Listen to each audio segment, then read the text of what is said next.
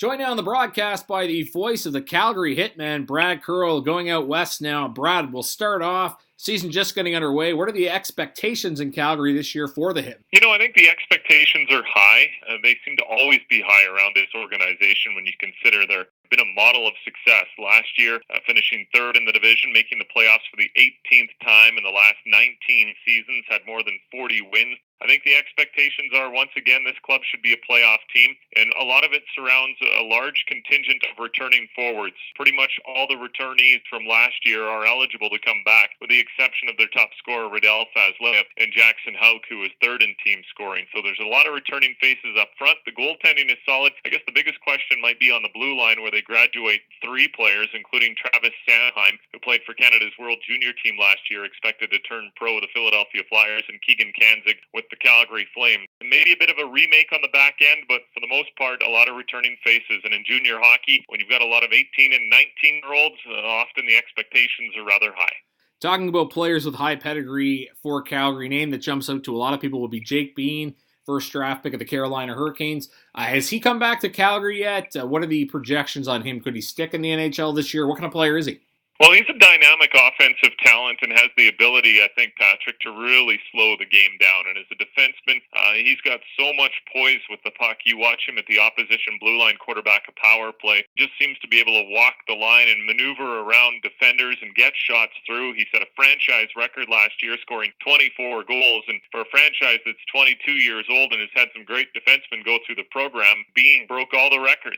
The expectations for him, I think, going into Carolina this year were to make the Carolina Hurricanes. He has not returned from Canes camp yet, but you look at his physical stature, and it might be the one part in his toolbox that holds him back. He's only 169 pounds, does stand 6'1", so still has some growing to do, but there's no question about it. I think his skill set is good enough to play in the National Hockey League, but I really think as a defenseman, you're quite often a physical target for opposition forecheckers. I think coming back to the Western Hockey League wouldn't be the worst-case scenario for Jake Bean. I know the organization is expecting him back, but Carolina will ultimately make that decision. I wanted to ask about the market there in Calgary. In particular, the civic rivalry with Edmonton. Obviously, the Oilers and Flames have a rivalry, and as do the Stamps and the Eskimos. Does that carry over to the junior level at all? I think it does. I think it's safe to say everyone in Calgary dislikes everything Edmonton. I mean, if they came out with new ice cream that the rest of Canada loved, I'm sure that people of Calgary would go, nah, it doesn't taste that good. It's just the way that these two cities are set up. It's interesting, though, but for sure at the pro sports level, the rivalries are bigger with Eskimos and Stampeders and the Flames and the Oilers. At the junior level, geographically, there's a lot closer rivals. The Red Deer Rebels just 90 minutes up the highway as opposed to 3 hours away for Edmonton. And maybe the biggest rival for the Calgary Hitmen, the Kootenay Ice.